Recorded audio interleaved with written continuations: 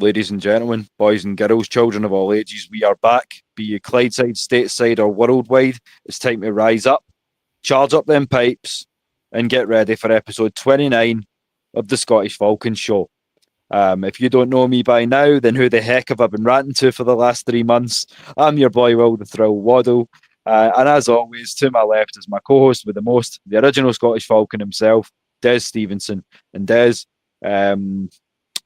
what more to say? It's been one of the hardest few days to kind of process a game that we've had for some time. Wouldn't you agree? Well, the good news is that the roller coaster is at the bottom at the moment, so I'm waiting for it to go back up again, and then we can have the classic downturn again. So I think I mean, I always say, I mean, how much worse can it get? I mean, yeah. I mean, the next 2 weeks are going to be tough, and that's a big problem. But again, upside down world of being an Atlanta Falcons fan, we lose to the teams we should beat, and we beat the teams we should lose to. So, as I say, it's a top two. I'm at the moment. Yeah, as I say, it's a topsy-turvy world, as you say, as you put it so eloquently. And looking forward, I'm excited, but I'm also a little apprehensive going into the next few games in Foxborough, and especially the big one in Germany against the Colts. But as you know, we always like to start off with touching base back home to the family and down in the chat. So we were glad to see Tony Hall, as always. So how you doing, Tony, my brother? Dropping the red and black, as always. We love to see it. So as you say, if you've got any questions, as I say, anything you want to say, I know that it was not what we wanted to see, so we'll be breaking down the Dolphins game pretty early. But before we do, a new hashtag on the scene, hashtag Dirty Birdie Birthdays, because we did have one yesterday and one today. So belated birthday wishes from everyone at AFNI and the Scottish Falcons team to Darnell Money Mooney. And also today we have the birthday of legendary Falcons linebacker Keith Brooking. And I would also ask, Des, if you got the man on X, because if you do, ask him what he's doing on Sunday. Yeah. We really could use his help at that mic position. Absolutely, mate. I mean, as I say, if anybody really wants to see how passionate fans we are, go back to the watch party on Sunday, where me, Will, and a few others were effectively we were watching it live. And if you want to see, as we say, when we say at the end of the show, pain is international. Believe me, you see a lot of pain watching that game. A few cuss words as well, but as I say, if you are curious how passionate we are as fans, go back and watch that. 3.5 hours, they effectively, me and Will shouting abuse at the TV, because the team didn't show as much at all. So, but we'll get into that. Yeah, well, with that being said, Des, I mean, it's something that I feel like the fans are slowly warming to, especially now that we're getting into the crux of the season, is the fact that we give you warts and all when we do the watch parties, but we can also be professional and give you the kind of diplomatic side and give you all the facts, because at the end of the day, we just want you guys to feel the way we do about our team, feel as much love and support as we do, and obviously by breaking down all the facts, it just lets you know what to expect on any given Sunday about as much as you can, because you know the Falcons and anything that can and will happen, you know, Des. As I say, well, the one thing I've always said is, and historically as well, is being on X, and effectively being well known as effectively being honest and saying my mind. I love this team, like quite literally. I love the Atlanta Falcons, and I always say, if I see anything that's getting done, whether it's somebody, whether it be somebody inside the organization or somebody outside the organization, if I see somebody doing something that I think is effectively having a bad influence on my team, then I'm calling it out. And that's what we will always do. We'll always call it out. We'll always try and look at it from both sides. But if we see bad coaching or we see bad decisions, we're going to call it out, because effectively that decision is potentially the reason why we lose a game. And effectively that affects me, affects us as fans as well. So we're going to call that out. We don't shirk from saying what we feel. No, 100% Des, and as I say, that's something that we share in common with our Ladybirds over in Atlanta. And Miss Sonia House said, how many times do we have to see Dumb and Dumber coaching for us on the sideline? Well, unfortunately, Sonia, for at least another week, because we can confirm that there will be no coaching adjustments made at this time. On Saturday's show, it's something that we're going to talk about in a little bit more detail, because Des and I in the back were throwing about a couple of extra names earlier on today that are maybe X factors. So that's something that we can maybe get our teeth into a little bit on Saturday for y'all, if you're going to join us for that one. But in the meantime, we've got some good news at last. Looking at this injury report, Des. So, I'm going to pull it up for everyone to have a look at. But in black and white, there is no one missing the reps today, which is surprising and actually reassuring ahead of the New England game, wouldn't you say, Des? Yeah, absolutely. I mean, what I would say is probably looking at the way everything's gone, seeing Storm Norton as full participation and Darnell Mooney full participation there, that's really, really important.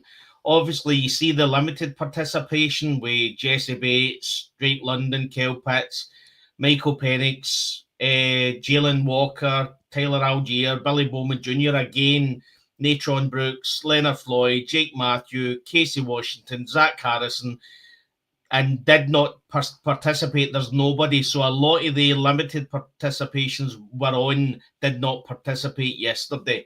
So effectively, we're at a point where we're getting there. I'm pretty sure, but there's going to be a couple on there that might not make it for Sunday. But if there's ever a time where we need a full strength squad, it's Sunday. I feel like the biggest issue or the biggest concerns that I would have is whether Jalen Walker and Billy Bowman are ready to go, because I feel like what was a big factor was how tired the defense looked against Miami. So definitely having a little bit of flexibility, rotation ability as well, is definitely going to be the fact, like the difference between a win and a loss against these Patriots.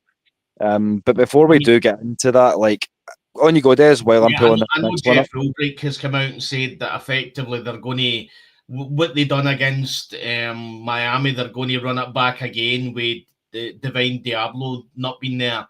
And I've got to admit, I did see some reporters asking about JD Bertram. I would shout out to Mark Zeno. Mark Zeno is probably the main guy in that press in Atlanta, in the room for the press conferences that ask the hard questions. Sometimes I don't agree with everything that he posts, but he's the one guy that asks the questions, and I'm pretty sure it was him that asked about effectively how we're using JD Bertrand. You know what I mean? Effectively, I don't think the guy's ready for the NFL. No. I'm watching a lot of people on X, some of the Falcons reporters sharing certain videos, and it just, you can see that he's just not ready. And again, I'll go back to Jalen Mayfield at the O-line when we brought him in, and effectively we destroyed his career because we brought him in too early. And from my point of view, if we can get Jalen Walker back and Billy Bowman Jr., that would effectively strengthen the defense a wee bit. I know Jesse Bates is coming out and said as well that he feels quite good. He feels as if he's going to participate as well. But I mean, what can we say? I would say that the defense was allowed to have one bad game. And I think even though the Carolina Panthers game was bad, I don't think that was really on the defense. No. I think the defense kind of held its own.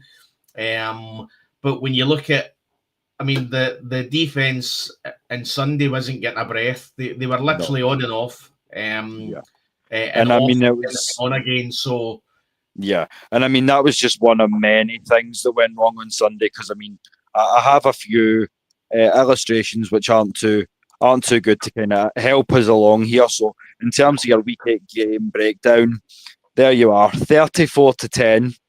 The offense was not good enough.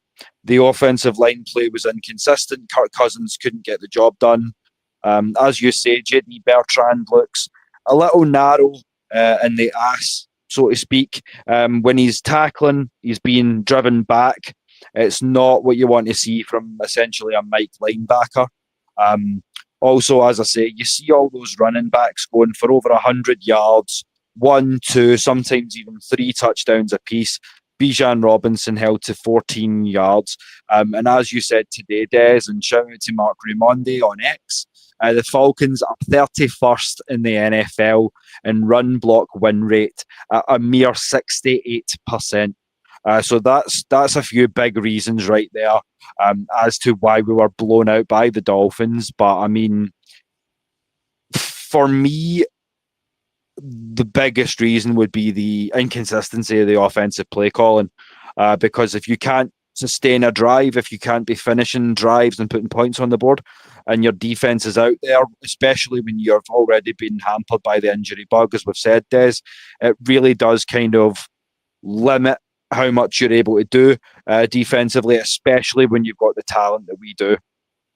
Yeah, I mean, as I say, I've not got the brain to kind of watch a game back and see where all the flaws are.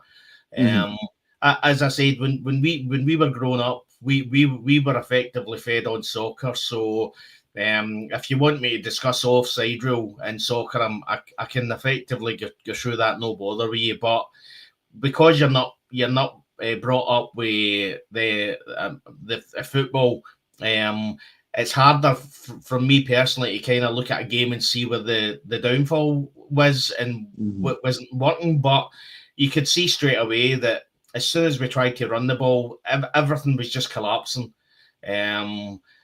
Zach Robinson in his press conference said that there was an identification issue.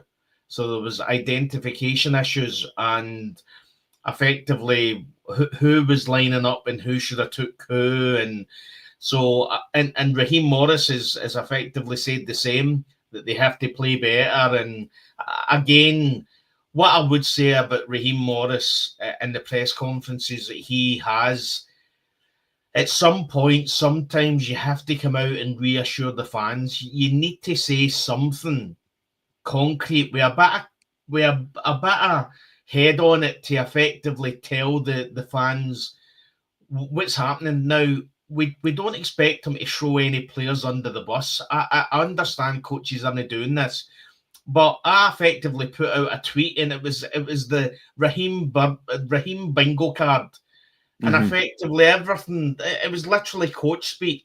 We need to play better. The offense will get better. We will improve. I mean, as I say, Raheem Morris's interviews are effectively him saying a lot and saying, talking a lot and saying nothing. And to be honest, the fact that, well, again, we'll get into it, but the fact that Rich McKay was on 680 The Fan, and one of the things he did say was that Arthur Blank heard the angst within the fan base. You know what I mean? What I would say is that if Arthur Blank doesn't know there's angst in the fan base when we've lost effectively a 1-6 Miami Dolphins team, who effectively the quarterback threw his players under the bus. then had to come out. So this is the week leading up. Then had to come out and apologise for throwing some of the players under a bus. Then Mike Daniels all last week was effectively coming into work expecting to be handed the storage box and told your services are no longer needed. Yeah. So that effectively is not a token for winning a game. Everything that Miami Dolphins went through last week, and then they waltz into Mercedes-Benz Stadium and, I mean, decimate. Bearing in mind that touchdown at the end, the game was over. Yes. Anyway, so it was 34-3 anyway. The game was over when we scored the touchdown. Yeah. But effectively, Raheem especially has to come out and say, as you say, mate, you go on and say about how he's never come out once and said that effectively that we have to improve, the team has to get. I mean, all he'll say is that effectively we will get better, we will improve. You know what I mean? As if he's trying to manifest some sort of change. And as I say, you're really mad at the Miami game. Then you see his interviews and with the reporters, and it's like it's just coach speak. It's not giving me any reassurance. You know what I mean? Yeah, that's what I'm saying. Like, I feel like shout out to Christy down in the chat as well, another one of the Ladybirds. So yeah, when you're speaking about Raheem, and I mean, let's switch the topic and get right down to business, because there's a few things I want to say about Raheem, but you've kind of summed it up a little bit there, Des, because I feel like when you say he talks a lot and says very little, and when you talk about taking accountability, my problem is, as you've said, that he'll put it on his players and say the players aren't performing, but at no point, and correct me if you have, but at no point have I personally heard him say, I know the coaching has to be better, there's been inadequacies in our play calling. For me, he essentially said words to the effect of, in the last press conference just gone, I am not a good enough head coach at the NFL level to adjust on the fly or to take leadership of my team and get my offensive coordinator to do so. He basically saying that Miami knew what we were going to run, and it's like, well, it doesn't really matter. Everyone knows what you're going to run because we've got Bijan Robinson back there, and we've got a second string quarterback. So everyone kind of knew what we were going to run, but it's how do you then adjust? And as I say, to put it on the players, I feel like is fair to an extent, Des, as you say. The players have been underperforming, but at the end of the day, they're pieces on a board that you're moving. So if you're the offensive coordinator and you're not able to admit your own faults, that's where my problems start to arise. And as I say, if you disagree, you're welcome to jump in on that, Des. Right, I'm going to say something that they'll probably hang me for, but the one thing I liked about Bill Belichick, and Mike Vrabel's doing the same at New England Patriots, is he literally shared, I mean, and again, he's winning, right? But Bill Belichick shared nothing with anybody, right? So effectively, if you're a defensive coordinator and you're coming in and with Miami and you're coming in the last two games, what do you think, or who do you think you have to stop to decimate our offense? Wait a minute. The head coach came out and said that everything runs through Bijan Robinson. Yeah. Right? Now, we didn't see the issue at the time where he said it, but he's effectively come out and told defensive coordinators, you shut down Bijan Robinson, that's our lifeline. And he said that after the Miami game. He's our lifeline. This is where all our offense is going to go. So with Bill Belichick effectively if you asked him what sandwich you had for lunch that day, he would probably have said, "I didn't have lunch. I don't eat lunch." He wouldn't have shared anything. So it's the wee things that effectively come out and telling them what run where your offense runs. It's just wee things like that. These defensive coordinators and offensive coordinators and every other team are wise. They're clued up. They don't need you to tell them. But effectively, it helps if you come out and say, "Oh yeah, we do everything through Bijan." You know what I mean? So come into Mercedes-Benz Stadium and stop Bijan, and you'll deal with everything. Or attack the O-line, because effectively everything that Bijan does goes through the O-line. So if you can smother the O-line and effectively collapse everything, Bijan's nowhere to go. And Tyler Allgeier's nowhere to go. So it's these wee things that make a difference that effectively the best coaches in the NFL do not do. Yeah. As I say, as you say, there's 100% levels to this thing. And when you talk about the offensive line, I feel like, as you say, that's another important thing coming into Sunday. If Storm Norton is ready to go, Storm Norton has to go, because Jake Matthews is not going to be 100% yet. As you say, he's had his struggles, and then at the other side, Elijah Wilkinson has it. At times, with all due respect, he's been good at times. He's been solid enough, but when he's been bad, it's been horrible. To be quite frank, as you say. So I need some consistency from the offensive line, especially if, as I say, we don't have the consistency running the football, because if we're going to come out here and tell someone, no, this is what we're going to do, and they scheme for that, and we have no backup, then, as I say, it's going to get ugly pretty quick, because that was a 1-6 team. It's not New England, and New England are looking pretty good this year. So I'm concerned that if we don't get things on track quickly, that this is going to get ugly, Des. Well, I mean, it's the fact that, I mean, I would ask somebody to go back. I would ask everybody to go back, and again, I don't.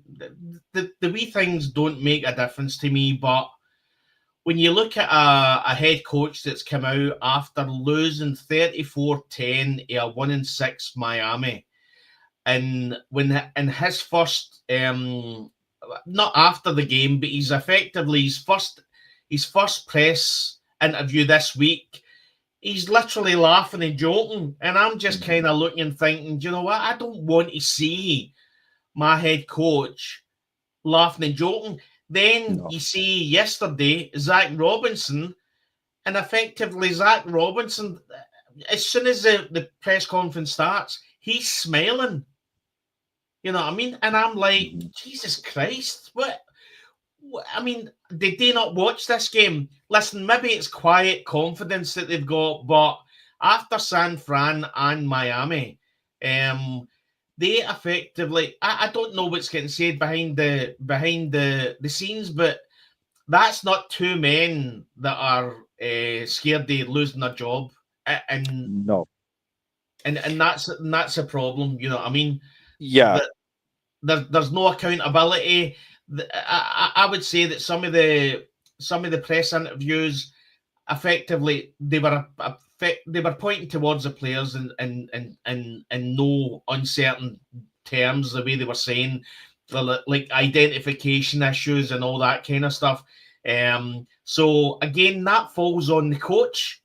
That's on the coaches. That's on the offensive coordinator. It's on the defensive coordinator, and it's on the head coach to effectively bring these players and have some accountability from them.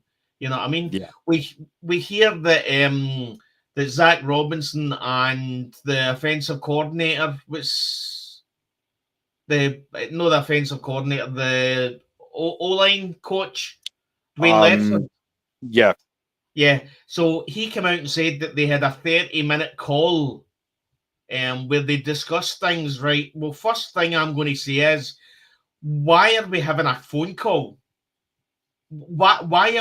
see after that game, see if I'm the head coach, if I'm Ian Morris, I'm literally grabbing every one of my coaches into a deep, dark fucking room at the back of Mercedes-Benz, and I'm locking the door until we work out what the fuck just happened. You know what I mean? Not a 30-minute phone call. No. And again, it sees me things again. I don't want Belichick as a coach. I don't want him anywhere near my Atlanta Falcons, but that's the kind of thing that a winning coach would do. A winning coach would be like, listen, I'm not accepting this. Yeah. Bill Belichick would have come into that interview and he would have been saying, this is not acceptable. It needs to improve or jobs will go. That's what needs to be said. I mean, that's it. I feel like there needs to be some accountability taken, as you say, as we've all said, as Sonia's agreeing with as well. To put it on the players is bullshit, and it feels, and as you say, it feels like it's guys talking, knowing that their jobs are safe.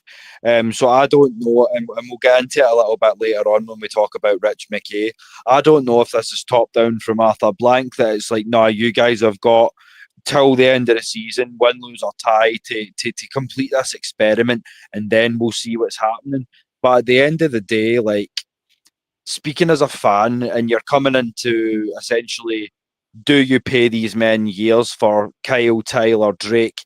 And these guys are sitting thinking, I'm not coming back to this. So as you say, if I'm a winning team and I want to kind of try and put something together that's going to build, as we've said before, what we want in Atlanta, which is a kind of multiple ring dynasty, this isn't the way to do it. This isn't the coaching staff that's going to get it done, in my opinion. But the issue we've got is that Kyle Shanahan effectively ruined Atlanta Falcons, and I'll be explain that, right. See, effectively, Arthur Blank is sitting there, and he's thinking about 2015, and he's looking about how dysfunctional at some points the offense was under Kyle Shanahan in 2015. And then the big jump to 2016. Then you look at Robert Kraft, and when he brought in, was it Jared Mayo as head coach? Yep. Effectively, straight away, seen it wasn't working, sacked, gone. You know what I mean? He wasn't waiting about. He knew that wasn't the guy for the job. So effectively, it was a case of he's not good enough, get rid of him. Yeah. This loyalty, a lot of you could see last year that there was a lot of parts when it wasn't working. We get blown out by the Carolina Panthers in the last game. You know what I mean? That last season was not a sign that things were going to get better. No. But this is the problem. Somebody in that organization is effectively we went 3 years with Arthur Smith, and I could see at the start of the second year, and within the second year, it just wasn't going to work. And he got another year out of it. He gets 3 years. Yeah, this was my problem as well, Des, because I felt like asking you, do you feel like they've been scapegoating certain guys to a certain extent, like the Ike Hilliard situation, or going back to the Jimmy Lake situation? And shout out to Lee down in the chat. And I wanted to also raise some of the stuff that Christy was saying. She said that she's had to stop watching the Raheem interviews because he just says that it was a group thing. It's all of us when asked about some of the errors or issues. I agree with that. He's not been very specific. And again, this boils back down to the sort of accountability thing. It does make me cringe. And it is what you were saying, Des. It's all generic. It's all coach speak. And after a while, it does become a little bit like white noise. I mean, listen. Effectively, Dan Campbell he went viral with we're going to bite their knees, and I remember looking and thinking, God, this guy. I mean, if this boy ain't the best coach that the Detroit Lions have ever seen, it's going to be embarrassing. Yeah, but his mindset was a fact that I'm going to make sure these players are literally they're going to stop you, then they're going to punch you in the face, and knee you in the groin once they've stopped you. That's the way we are. We're going to make sure our mindset is so tough that you can do whatever you want to us, and it won't phase us. We then look at the Atlanta Falcons. Even under Dan Quinn, we were soft. And Arthur Smith, I remember watching one of the first practices where effectively the players got 2 yards and started celebrating. And I remember Arthur Smith said, "This is the problem. Yous have got 2 yards and yous are celebrating." And I thought to myself, fair play. I like that. Maybe we need to get tough with some of these players. But it didn't. But at some point, somebody has to step up and say, I mean, just say we need to get better. The O-line was bad. I mean, you got to remember these are all veterans on the O-line. Yeah, They're not going to spit the dummy out if you turn around and say the O-line was garbage. They guys will know before you tell them that the O-line was garbage, because they've got standards that they're trying to keep to. And they know that if they fall below these standards, they know themselves. That's how being a veteran makes a difference. You know what I mean? But at no point are they coming out and saying, as you say, it's coach speak. It's just coach speak. And that's what grinds my gears, as Family Guy would say. Like Bow Whatever says it as well. I don't know if it's necessarily incompetence so much as it is inadequacy. I don't know if he has the tools to necessarily adjust to the NFL game. I mean, look at his head coaching record. It's 30-52. That's not exactly stellar.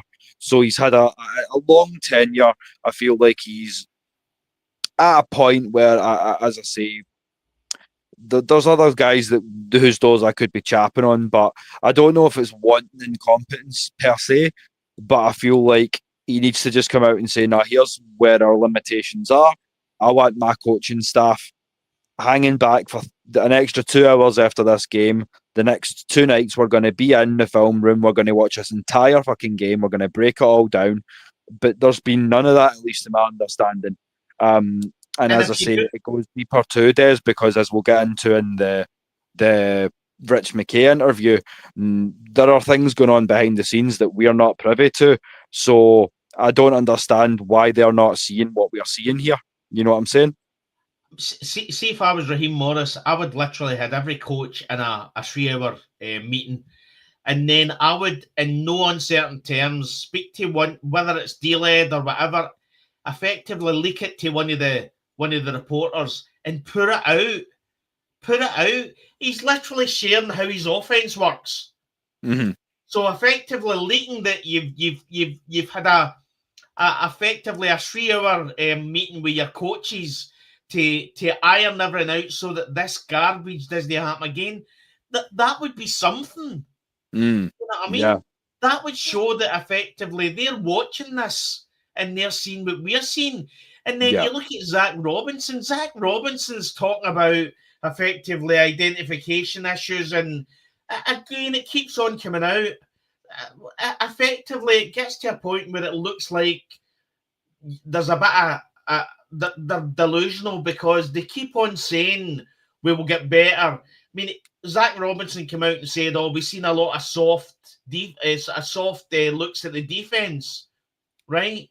But again, effectively, he's seen what he wants to see and then couldn't overcome that. Yeah. So that effectively is telling you that maybe you're not an offensive coordinator. Yeah, I would agree with that. And as I say, like it's self-evident, because as Boutwather says, the whole damn offense is stale. We can't score. We can get yards and move the ball all day, but can't get the touchdowns on the offense. Yep, I agree with that. And in terms of red zone, it's even worse. The red zone percentage has been horrendous. We're 10% below where we were last year. At this point last, yeah. And red zone last year was bad as well, mate. Yeah, red zone last year was by no means mind-boggling. I think it was 54.7%, but compare that with this year where we're sitting at 44%. It's just not good enough.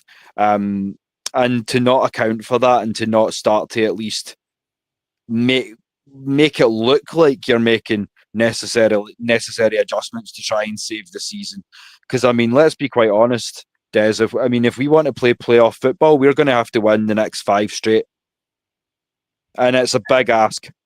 Aye, and when you effectively sit and watch a San Francisco 49ers team coached by a coach that was in our stadium, and effectively he's taking what a player, a quarterback that has been wrote off by 99% of people in NFL, and he's got a scheme that's good enough that they effectively ran over us. You know what I mean? Yeah. That's what frustrates me as a Falcons fan, because sometimes I just think that it seems to be that behind this coaching staff, they want to make it as complicated and as complex as possible to make it look as if they're great at what they do. If you look back in history, the best coaches are the ones that make it simple for the players. Yeah. You know what I mean? I don't need it to be pretty. I need it to be effective. That's it. If you need to take it back to rudimentary football and run it straight up the pipe, as long as you're getting the points, that's what I'm going to go for. And Sonia's saying that under Raheem, the team started the season off so good, but the rest of the season goes down the drain. And an interesting question, and I'll let you tackle this first, Des, and see what you think. Do you think he's sabotaging the season on purpose?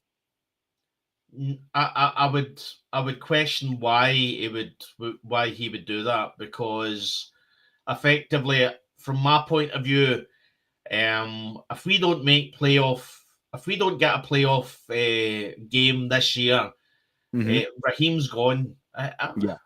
You know what I mean? I mean, I could say that, but they might give him another year. But what I would say is, if it's broken the first year and it's broken the second year, for us to assume that it's not going to be broken the third year, then that's delusional. Yeah. As I say, you're watching worse teams than us. We've got a great team, and you're watching worse teams than us effectively winning games and winning games doing well. You know what I mean? So you're watching this and you think to yourself, at some point, somebody behind the scenes is going to look at what we are given and what these players are given and change it. What I would say is that there's plenty of players. I always said there's plenty of teams out there where you look at the players they've got and there's not a lot there, but collectively they're a good team. We're the opposite. We've collectively, player-wise, have got some exceptional players and weapons. But the problem we've got is that together we're worse, which that comes down to strategy, that comes down to scheme, that comes down to coaching. There's nothing else you can change with that. Yeah, and this is where championship teams become championship teams. Like, they are greater than the sum of their parts. Like, the 2000 Baltimore Ravens team was more than just Ray Lewis and Ed Reed. Even though those guys were exceptional, generational talents, it took a hell of a lot more than those two to get the job done. So I agree with you, and I agree with Christie as well, that I don't think he's actively setting out to sabotage the situation. I just feel that he's either ill-equipped or inadequate to adjust to the pace or the level of play that he's coming across in the NFL. And as I say, like, he's 40% something win rate would show you that too. He's had quite an extensive time to kind of gauge himself. And as you say, Des, and as Christie agrees, I don't think he's necessarily head coach material in the NFL. And Bout Whatever's agreeing with that as well. He's a lot of the guys seem to think he's an objectively bad coach. And that's where the issues come in. But let's talk about it from a bit of a different perspective then, Des. And I mean, we had another Falcons legend talking about things, and obviously he's not another one who's not shy. The Iceman himself, now he's talking for doing some of the podcast and obviously media sports side of things as well. So you brought this up because you wanted to obviously break down a few of his comments. He wasn't obviously happy with what he's seen on Sunday night either. So if you'd like to kick us off on this, and we'll have a look into some of the comments from the Iceman then. I mean, what I would say is we're looking at a Miami team that effectively every home game that they play, they put the Miami Dolphins in the shaded side of the stadium and put the visiting team where the sun hits them. Mm-hmm. Effectively making the stadium benefit them. Matt Ryan came out and said that effectively Miami statistically are really bad in bad weather games. Mm-hmm. And he said that the roof was closed because there was rain in the area. And his words were, open the roof and effectively allow the rain to come in and give them a park where they might effectively feel the pain. Because as you know, Miami, they're used to playing in sunny weather. So any bad weather, they're not very good. So his words were, open the roof, effectively try and use the stadium to your advantage. Yeah, makes sense. And I mean, it's not exactly like it's not done in other places in the league, as you say. Try going and playing the Broncos in Denver and talk to me about that. You use what you've got if it'll give you a little bit of an advantage. So I completely agree with that too. I just feel like if we've got to do that to caveat for a bad coaching staff, it's a bad set of affairs. But I mean, I'll take any little advantage I can get. Des, I mean, if it gets this team on side. And another point here about Coach Morris. He was bad here the first time as interim head coach. It just wasn't as bad because most of our guys was hurt. He dick rode in LA and in Tampa Bay to get his Super Bowl rings. He ass cheeks for real, for real. I don't know if I'd necessarily agree with that, but I mean, he's proven that he's more of a positional guy. And even at this point, given the fact that he's not made the adjustments that have been necessary of the offense, that would lead me to believe that he's not even offensive coordinator level in the NFL. And this is why on Saturday, Des, to open things up, you and I are going to have a little bit of a talk about some potential both candidates for head coach and for OC, as well as a few different kind of potential trade pieces that we could bring in to kind of shore things up. Because as I've said to you, and as we said in the chat in the back, something's got to give. The level of mediocrity, I am not prepared to accept another 8-9 season because the life's gone out of us 6 weeks, 7 weeks in. I mean, the worst thing about it all, mate, is no matter how bad it gets, I know we are still going to be here, mate. Because the one thing I can't do, I cannot walk away from the Atlanta Falcons. I just can't do it. I love the team too much, mate. No, it's 100% with you. I mean, my blood is red, but there's a lot of black in it as well, mate. So, but what I would say is that you effectively go from one of your best seasons ever into another good season in 2017. And again, we should have got back to the Super Bowl again that year. And then it's just downhill ever since. It's just and that's the problem. The team's shown us what we can be. But as I said, if you look back to the 2016 team, if you put collectively this team this year and that team then, take out the quarterbacks and look at the players, I think this team is a better team player-wise than what was there. You know what I mean? Yeah, I would agree with you. As you've said in the past, I mean, Matt Ryan, for as good as he was and as good as that offense was in 2016, that was with a number 15 or 16 defense. I mean, I know we've dropped off a little bit, but essentially, we were talking about the defense of maybe 2 weeks ago. You're talking about a number two entity. So, I mean, if we can stay healthy, there's no reason to suspect why we wouldn't stay sort of in the sort of top six sort of area, even if we did have a bit of a drop off in 1 or 2 games. So, I mean, I feel like I agree with you on that. I feel like we're definitely in an all round better position. So, I feel like over the last few seasons, as I say, there's been controversy in some of the draft picks where they've not been happy with the guys we've been taking or the positions we've been taking them in. But I feel like for a lot of our faults over the last 2 years, I wouldn't put that down to Terry per se. Yeah, yeah. Listen, I'm not sacking Terry at the end of the year. See, if No. Raheem goes, so be it. Terry Fontenot is a good general manager. Mm-hmm. I will die on that hill. Terry Fontenot is a good manager. Listen, all I would say is that everybody can call out the Kirk Cousins signing, right? Mm-hmm. But I guarantee there was nobody when we signed him that effectively said that was I mean, yeah, the money was a bit steep, but it was Kirk Cousins. He was the number one free agent in the NFL. So Yeah. you're going to have to pay. But at that time, the Atlanta Falcons was a good team with a bad quarterback. Mm-hmm. And we needed one more piece, which was going to be Kirk Cousins. But then, obviously, again, the one thing I'll stand by with Raheem, and again, this is on Raheem. Raheem had said before when he was interim that if he took over the job, he would start to look at what would happen after Matt Ryan retired, about bringing in a younger quarterback to shadow Matt Ryan. So that's what his thoughts were. He was bringing in Michael Penix Jr. to sit on the sideline and watch Kirk Cousins and watch how things are done.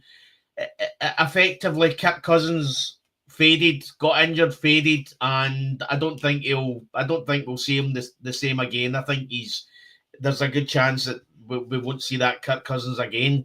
But at the time, it was the right decision.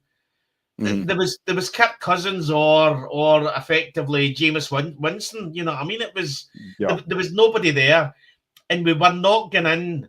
We were not effectively.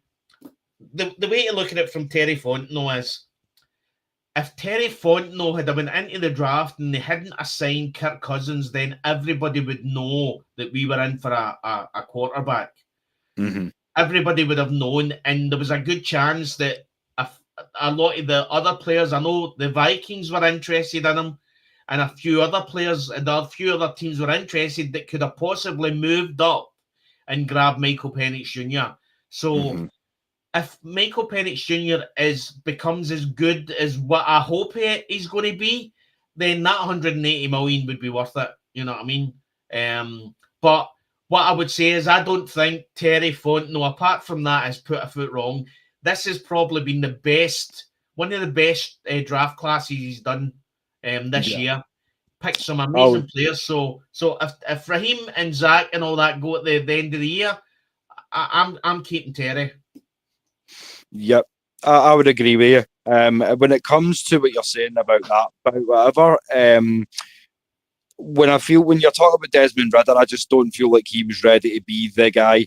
But when you're talking about the situation that he was put into, I for a lot of my faults and a lot of the drawback that I would get for it would say that Matt Ryan should never have been allowed to leave Atlanta. I feel like he should have been allowed to train his own replacement, so to speak. But obviously, the way things played out when we shipped him on to Indianapolis, as Des said, we were left with two choices, and nobody, and I mean nobody, wanted Jameis Winston in Atlanta. So don't kid me on in the chat and tell me you did, because if the chance presented itself again, I would still take Kirk for all that money, because as I say, although he was the most pro-ready prospect probably of this 6-year span, given the last three draft classes and the three to come, unless Arch Manning can get himself together, you're talking about one of the most complete draft pro-ready quarterbacks of the last 5 years. So we were in a position to do that. You have to do it.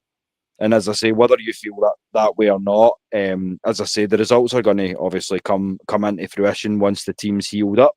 And I feel like we're getting there, as you say, Des. But this is where I'm calling out Zach Robinson for the scheme, because effectively he said in the press conference that once the game was effectively nearly behind us, at that point we had to start throwing the ball. Now, at some point, you're going to watch this game and just know we're not winning this game, because he then wanted effectively an O-line that wasn't protecting Michael Penix Jr. Because he then went to the passing game, he put Michael Penix Jr. at threat, under threat, with the pass game. See, from my point of view, I would have just said, listen, I would have got Bijan and Tyler together and said, listen, guys, I don't want you to do this. I don't want you to do this to you, but we need to, at least for next week, we need to try and get and change what's happening with the run game and see if we can run the ball. You know what I mean? Just see what we can do. See if we can tweak it a wee bit and bring up, do some other some other calls, and effectively see if we can get this run game going. But he didn't. As soon as the game was out of hand, he left it to Michael Penix Jr. to do. And what upsets me is this boy is still a rookie. You know what I mean? We're effectively putting his future at jeopardy here by trying to ask him to do more than what he can do at this point. Yeah, and that's something that we'll get into when we get into the last sort of main section of the show just coming up. But before we do, we'll talk about a little bit about sort of the behind the scenes, because as I say, if it's top down problems, then the solutions have got to come from the top. But before we do, shout out to the First Lady of AFN, repping our Candid Room show. So if you don't get the chance, if you haven't seen that yet, that's on a Friday. I can't remember what time that is at with the time difference. So Maggie will let you know down in the chat. But if you get some time on a Friday, that's our catharsis zone for discussing basically all things life out with the Falcons. So go show Maggie some love if you get the chance. But as I say here, there's another one. Ryan was supposed to train Ridder up to be his replacement, but Terry messed that up. I agree. You could do that. You could well say that. And if you had Matt Ryan behind him, then as I say, the situation could have been different. I feel like, as Des said, you play the cards that the hand that's dealt to you. We didn't have Matt Ryan, or it was played so badly that by the time the position came again, that obviously it had to be Kirk Cousins. But as I say, if the choice was given to me again, would I keep Matt Ryan in and not bring in Cousins? Then of course I would do that. But I make no secret of my feelings. You know I love Matt Ryan. You know I always will. So as I say, but it worked out how it is. Can I just say a bit about that? I don't think. See, to be honest, the everything surrounding Matt Ryan leaving, I don't think it was on Terry. I don't think Terry made the decision that he wanted to go and get Watson. You know what I mean? Effectively, that's probably when you're putting at Arthur Blank's feet. You know what I mean? So effectively, Arthur Blank has knew Deshaun Watson. He was a ball boy at the Georgia Dome, I think. So effectively, it's. I mean, what I would say is, however bad Kirk Cousins has been, Deshaun Watson, by God, that would have been. I mean, that's a bullet that we missed, mate. You know what I mean? So 100%. Like the thought of having to deal with all of that media circus in addition to poor quarterback play. We've got enough stress to be dealing with coming on here after a 34-10 loss, Des, with throwing that into the mix. And as the First Lady tells us, it's not going to be on this week because she's on holiday, but it's 8 p.m.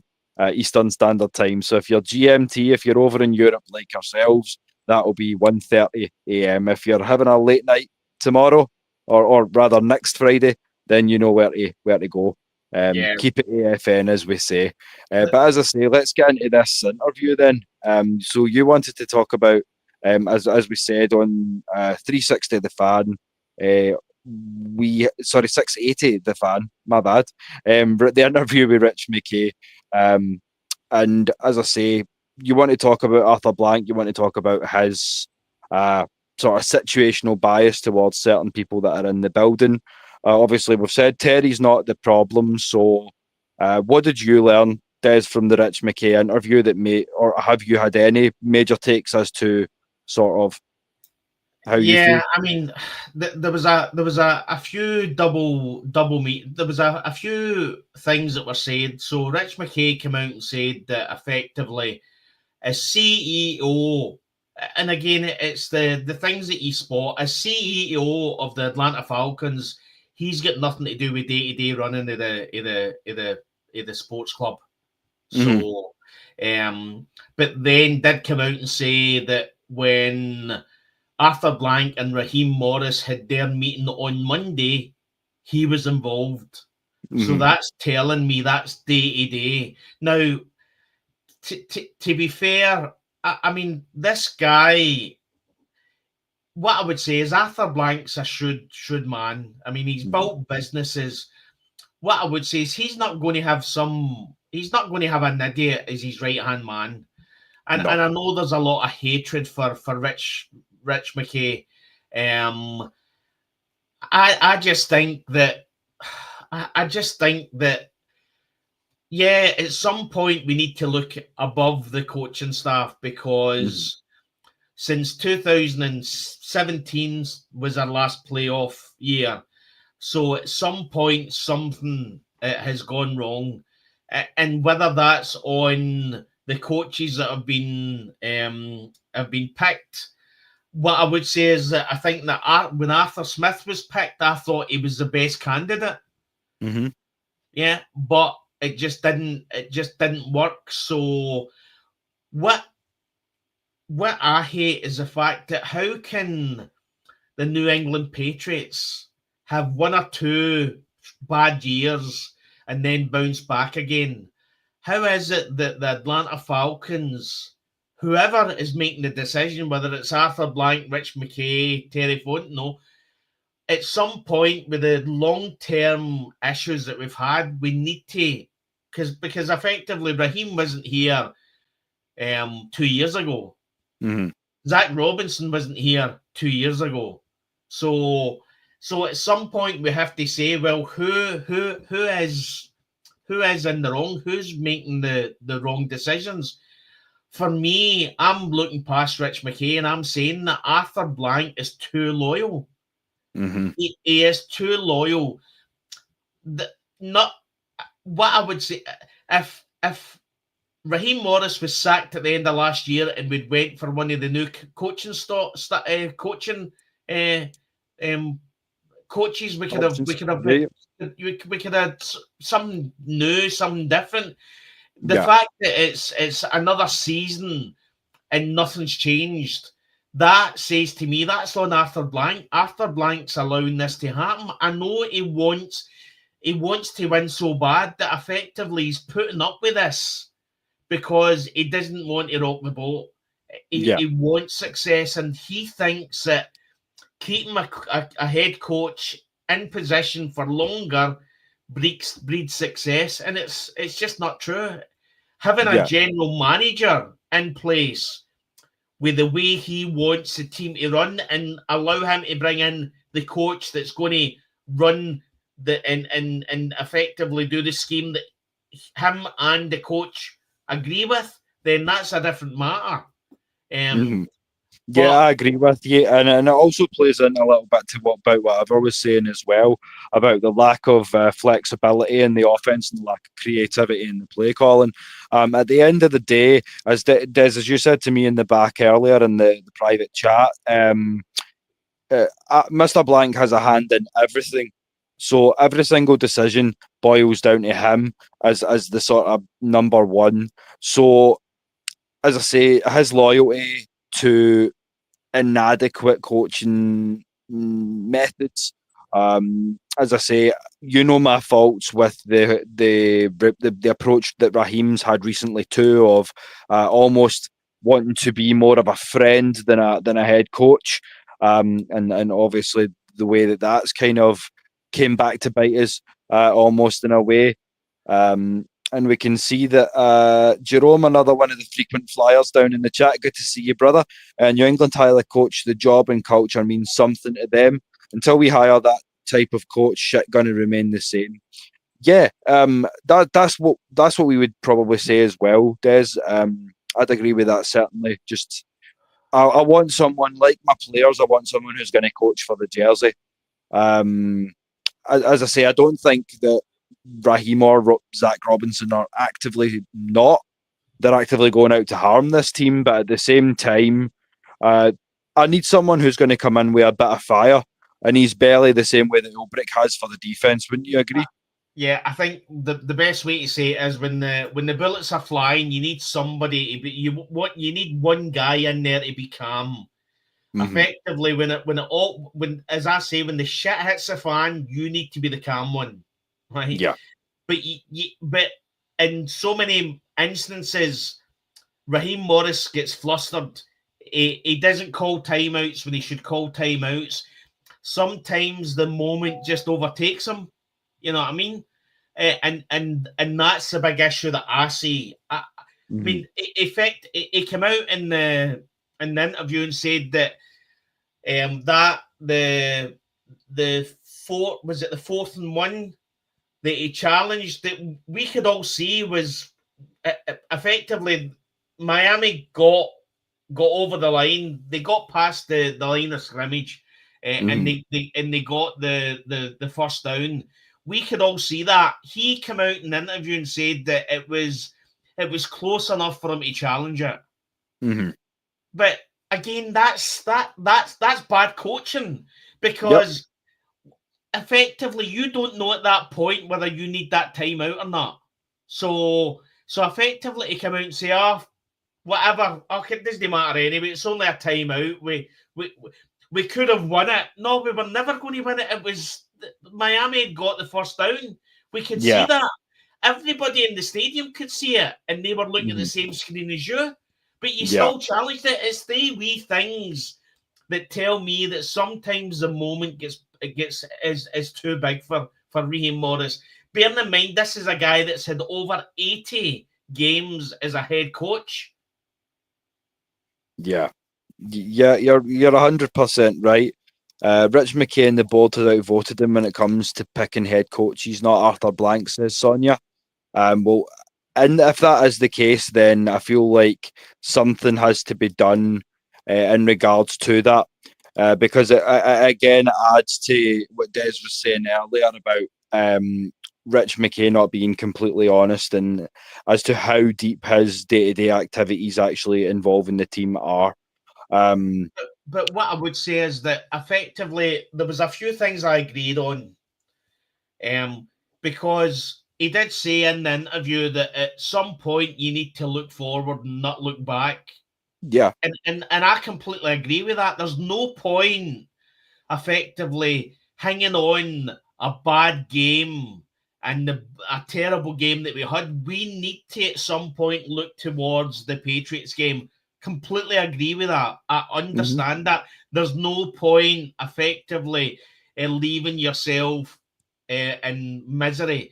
It's time. It's better to effectively move on. So I agreed with all that. But what I would say is, again, it's a double meanings. If he's not day to day, the fact that he appeared on that show, again, I'll give him applause that effectively he came onto the show, especially after such a bad loss.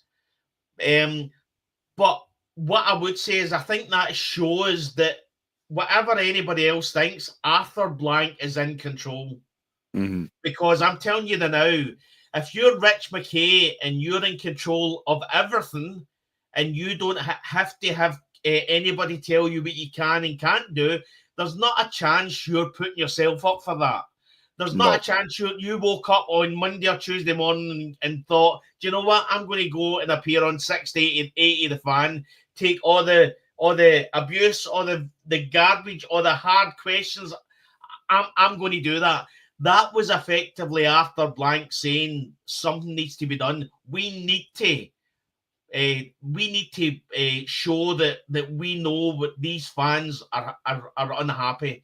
And that was Arthur Blank's decision. So whatever anybody thinks about where who wears the trousers, I'm putting it. It's Arthur Blank. Arthur Blank is in control with the Atlanta Falcons. What I do say is I think one of the biggest problems is he's so desperate for a Super Bowl win that it's clouding his judgment and he's making bad decisions. That's what I see. Yeah, I would completely agree with that. I feel like, as you say, Des, he's trying too hard to kind of stick with tenured coaches that have proven, well, not a lot necessarily on the field, but as I say, he feels like guys that have been there that know the system can get it done. But what if the system's not working? And we've seen that it's not going to be enough. We need more creativity. We need more quick adjustments, and we need a real offensive-minded coach, as Jerome says. He throws in Mike McCarthy, which is an interesting one.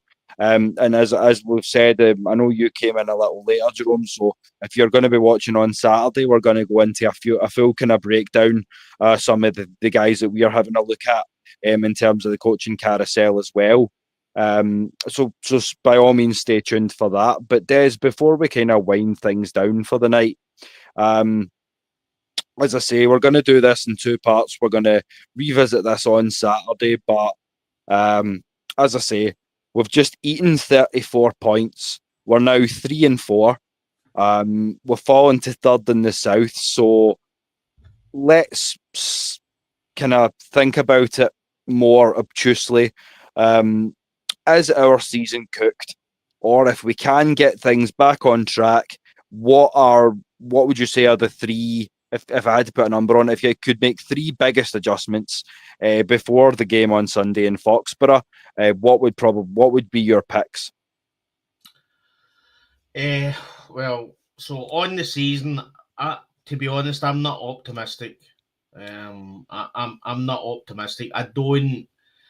We're coming up against a Patriots team that have got a real good run defense. They've got one of the best run defenses in the NFL. And from my point of view, if we can't do it against San Francisco, who were, literally they were their third string defenders. If we can't do it against that, and then do it against one of the worst defenses in the NFL, then I don't see us doing it against New England Patriots. Listen, I'll have hope upon hope that we win the game. From my point of view, one of the biggest things I would change is we need to just accept that Michael Penix Jr. is a developing quarterback. Yeah. Effectively, see, from my point of view, even if you're having to bring Nate Carter in, from my point of view, you need to run the ball. If it doesn't work, you need to make adjustments and make it work. You've got Bijan Robinson, you've got Tyler Algier, and we've seen what Nate Carter could do in the preseason as well. The speed that he's got, literally in half a second, he's gone. So we need to continue to run the ball, and we need to continue to make adjustments to make it work when we run the ball. This expecting Michael Penix to batter it 45 yards down the line, and to be fair, he's done some fantastic shows in some of the games he's made, but he's still a developing quarterback. He's played 10 games now. He's played 10 games. We cannot put that kind of pressure on this guy. I'm hoping that long term he is our franchise quarterback and he takes us to a Super Bowl. But as we've seen, as we seen effectively against San Francisco 49ers, we put him under too much pressure, and he was out. He was out for the Miami Dolphins game, and we now know that Kirk Cousins is not the best backup quarterback in No. the NFL. He's the best paid backup quarterback in the NFL, but Yeah. he's certainly not the best backup quarterback in the NFL. Yeah, so as we say, it's just one more thing to kind of loop in when we talk about the defense, when we talk about the offensive line. We really want Penix back. We really want a kind of full strength offense and defense. Or if that doesn't happen, then 7 rings, you just may get your way. But I guess we'll find out on Sunday, because I mean, we've got a lot to get through on Saturday's show before then. And shout out to Louis, aka Dirty Lou. It's good to hear from you down in the chat again. And shout out to everyone listening to us over on X on Scottish Falcon, over on Desi's profile. We've always run, so why shouldn't we stick with it and work from there? 100%. The man knows. And again, this is why I'm calling out Zach Robinson and Raheem Morris. Mm-hmm. If it doesn't work the first 2 or 3 times, it doesn't mean that it's not going to work the 4th or the 5th time. You make adjustments. You scheme differently. You don't make your offense scheme predictable. That effectively a San Francisco 49er defender knows that because Drake London is running a certain way, that what you're going to do, that's predictable. At the end of the day, I honestly think that Zach Robinson picked up the do not do scheme when he left the LA Rams, because as I said before in the watch party, this is not a Sean McVay scheme. This is nothing like a Sean McVay scheme. No. So at some point they need to stop with the smiles and the happy chats at the press conferences and get their head down and make things work. Mm-hmm. I would definitely agree with that. I feel like it's come a time where it's pardon my French, but it's time to nut up or shut up. Time to shit or get off the pot. Like, there's been a lot of big talk over the last year and a half. You weren't able to prove it last season. We've got a vastly improved team. And we done so well in the draft, and yet we have recurring issues that have been a problem since last year that are showing their ugly heads again. So I don't want to hear that we need to be better.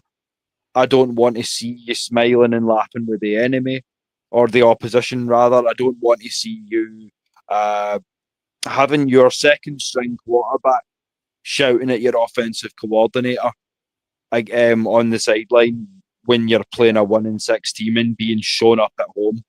Because none of that is the look of a team who's going to be going on to play playoff football. That's the sign of a bad team. Yeah. And bad teams blame, as I say, they blame all sorts of outside issues, as we've said, that brings us back to accountability, because first and foremost, what has cost the Falcons key wins this season, Des, and I'm sure you'll agree, is the Falcons. I mean, but that's the thing. We came into the start of the season and we said that all we needed was that with this offense, all we needed was the defense to be average. Mm-hmm. The defense has been better than average, and the offense has effectively capitulated so many times.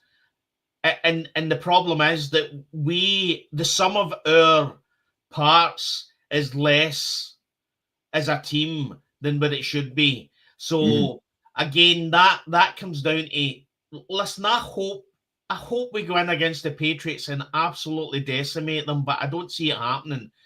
But what I would say is we always carry this thing on our shoulders that we're bottlers.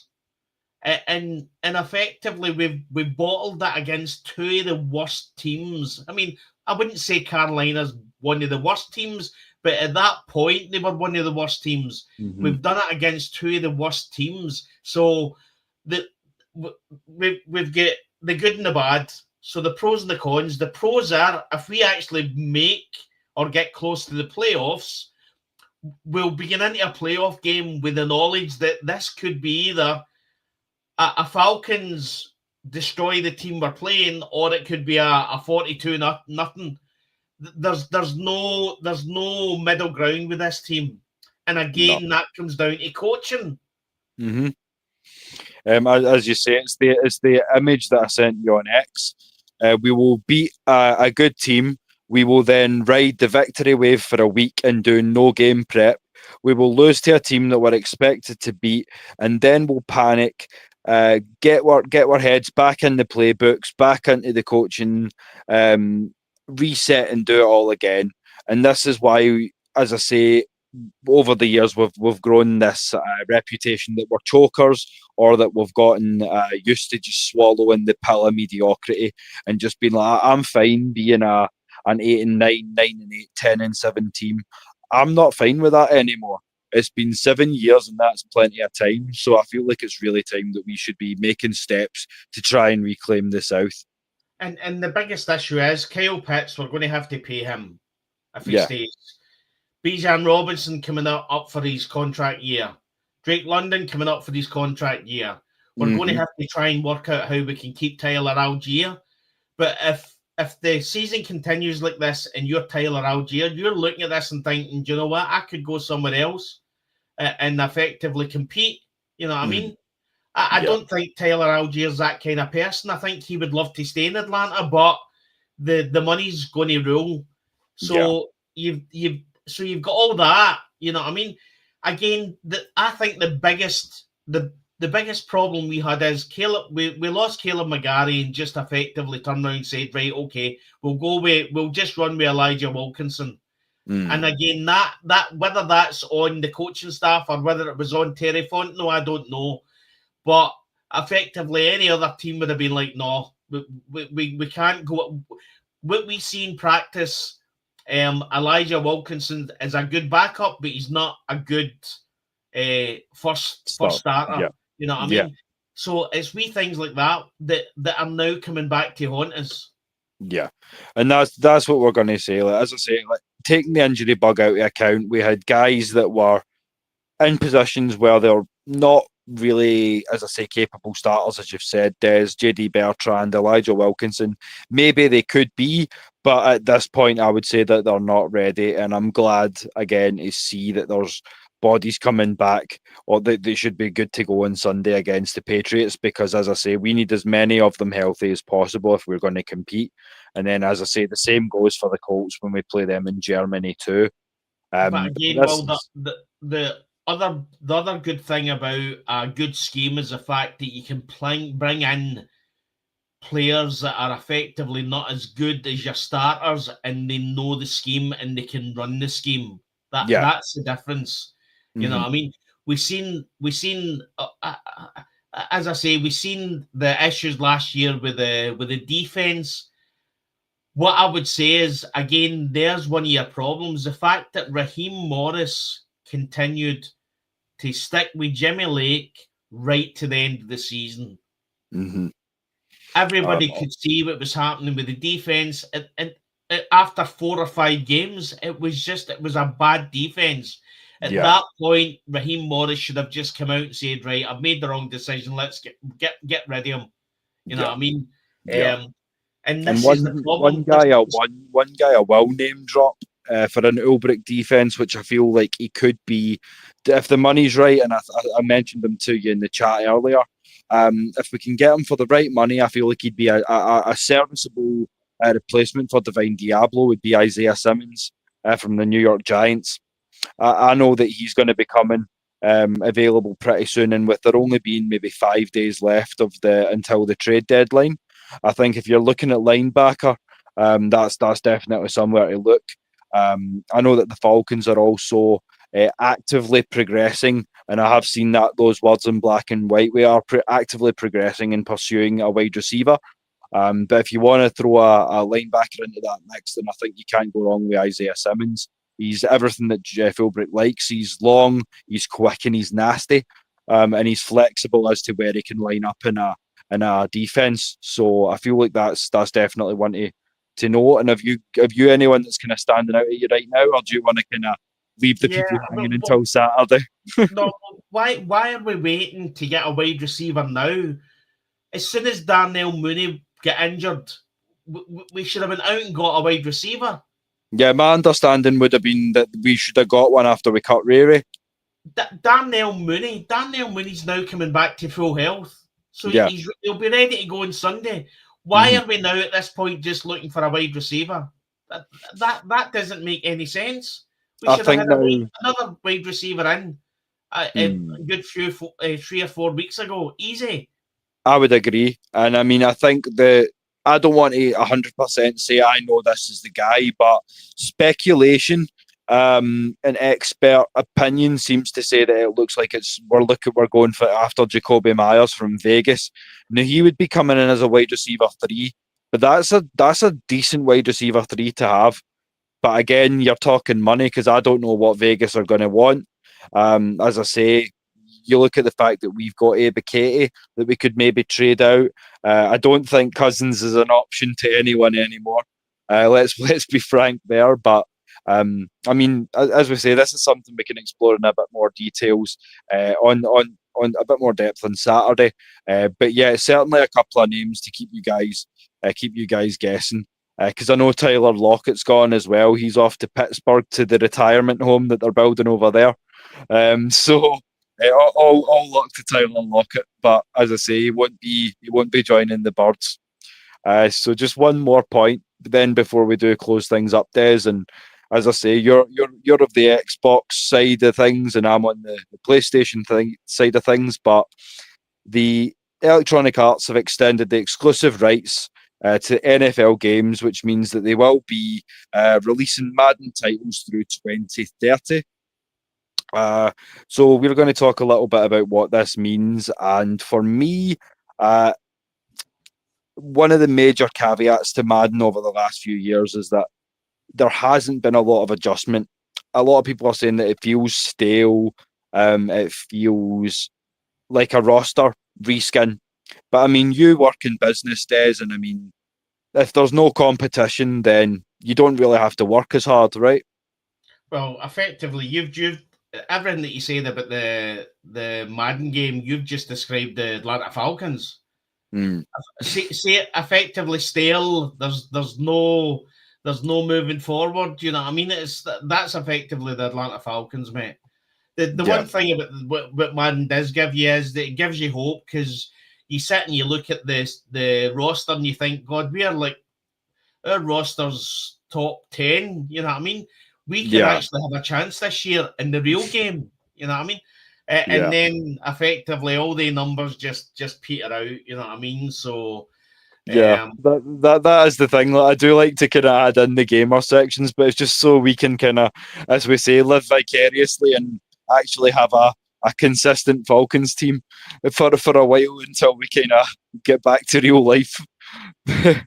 Yeah, listen, I'm still tainted with that Bijan Robinson Nickelodeon. Effectively, the Nickelodeon game where it was the Jacksonville Jaguars in London that I was at. Oh dear, that was a terrifying experience. I'm still tainted with that, mate. So, oh dear, it's going to take some time to wear off the bad memories of the Nickelodeon games and all the sludge. They were just, oh man. But again, there was so many signs that Arthur Smith wasn't it, and there's so many signs that Raheem Morris just ain't it. But I know we'll just continue to be on this roller coaster, and at some point, somebody just needs to effectively see what we're seeing and go, that this ain't working. Let's move on. Yeah. It was good to see you, John. Another frequent flyer, friend of the channel, John Sinclair. So we're just about to round up, but we're just kind of hitting home in some last points. But as you say, I don't want to say it's as bad as the situation in Dallas, but there may come a point where we have to move on fully as an organisation into the next sort of period. A time may come, Des. I don't think it's maybe right now, but a time may well come where we have to have a very difficult conversation as fans about where we go. I don't like calling for people's jobs, but as I said before, effectively the sign of stupidity is trying to do the same thing, expecting different results. You know what I mean? And I just feel that for the last 6 or 7 years, we've been trying to do. I mean, we talked about whether Dan Quinn could have stayed a bit longer, but there was times well before this 2020 season where you could see that that there was a lot of times where you could see that Arthur Blank could have just pulled the plug on that long before that. It was effectively just pure loyalty, and he just stuck with him. The same was with Arthur Smith. Arthur Smith, halfway through the second season, you knew it just wasn't working. But again, we got another year and a half of that. And I think with Raheem as well, listen, I hope he proves me wrong, but I don't see it. I do not see the mistakes that he's making. I just do not see that he's going to be able to turn that around. Yeah, I agree with you. I'm hopeful, but I'm not optimistic. And that kind of is a good a spot as any to kind of start winding it out. We're hopeful, but we're not optimistic. And as I say, if there is anything more that breaks between now and Saturday, then we will be sure to bring that to you. As I say, please stay tuned. Same time on Saturdays, we're going to continue to break down, as I say, some potential trade targets, some more of the coaching carousel, speculatory sort of ideas as to who our choices would be if the worst should occur. Because, as I say, it's been teased in some sources, Des, that as I say, Zach Robinson may be leaving the Falcons for pastures new, but if you want to find out where that might be, then you're going to have to tune in on Saturday to the Scottish Falcons show, and we'll cover all that for you, as well as a hell of a lot more good stuff. Absolutely. So just before we do wind down, as I say, it's always a thrill to bring these to you, and we're always enjoying coming back with the Scottish Falcons shows, but we're always looking to also grow the family as well. So when we talk about the AFN International and our core ethos, as you guys know, it was to become the voice of all of the fans. So regardless of where you are in the world, as we say when we open the shows nowadays, be you Clydeside, stateside or worldwide, we wanted to give you guys the opportunity to come on, discuss birds, all the breaking news, and just have some fun with a like-minded panel of fans all around the world, and just show love back to the team. So if you do want to do that, there's always the option to, as I say, contact myself, contact Des, contact Miss Maggie T down in the chat as well. We will drop our socials at the end so that you can get at us if you are looking to, as I say, follow up. But if you're looking for show times, we're also looking to expand into the US West Coast as well. So if you're finding the show a little later, a little early, then we can obviously look at that in the future as well. But if you want to hear any more topic ideas as well, that's where to get at us as well. So we'll leave the socials there. So until then, as I say, I hope you've enjoyed the show. But if you do want to join us, then messages and earn your kilt. But as I say, we're coming to the end of the show now. So if you have any last minute questions, guys, then you know what to do. Drop them down in the chat, or even if we've covered everything that you guys wanted to hear tonight, then just drop us some red and black and show us some love, because you know how hard we work to make these shows as good as we can for you. So Des, is there anything you want to cover just while the guys are getting any last minute questions out the way? Is there anything you want to say? Yeah, no, I'm just really, really disappointed this week. As I said, if anybody wants to see how passionate we are as fans, go back and watch the watch party. You don't need to actually watch the game, which is thankful. But Yeah, you'll see we'd the rather reaction. you didn't. The reaction. And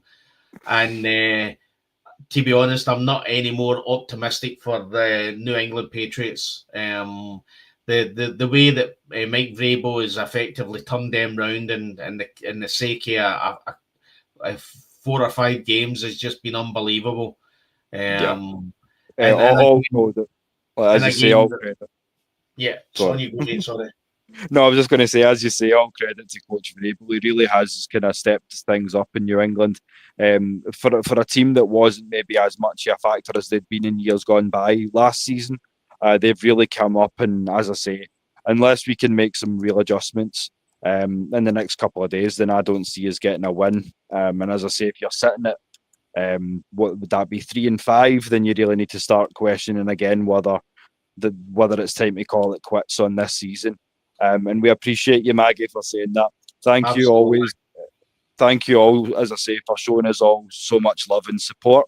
As I say, it means the world to us that we can actually touch base with Atlanta, touch base with the guys that are in the stadium, as I say, living vicariously through you guys as well. So, as I say, when you're talking about the socials, if you do want to chase us up and drop in the topics that you might have, as I say, discussion points, or if you want to get on and talk with the boys, as I say, the guys have been, for the last few shows, paying attention on XDes. So have you expanded into the world of social media anymore yet, or is it still just the X for yourself? Yeah, still X. And again, thanks to everybody on Scottish Falcon, my ex-Scottish Falcon who's watching this live. So it really is appreciative. As I say, all we want to do is effectively talk about the Falcons and share that with the world. So the fact that there's people out there that are actually tuning in and want to watch this is even better. Yeah. Like as I say, I don't. It's kind of crazy in a way, Des, that they're hearing two guys in Scotland talk about the Falcons, and here we are after almost 30 hours. So you're talking, 30 episodes. So you're talking maybe 64 hours, give or take. So you're going on 3 days, and you guys aren't bored of us yet. So as I say, keep the love coming because it's what really spurs us on. So. As we say, as we always do before we close up, I'll just get these visuals lined up for you. Never forget that the Scottish Falcons love our ATL, how much of a thrill it is to do these shows for you. And we bid you good night. And until Saturday, never forget that pain is international, but so is passion. Des, thank you once again, my brother, for joining me today. Thanks, everybody. Enjoy the rest of your evening. Bye-bye.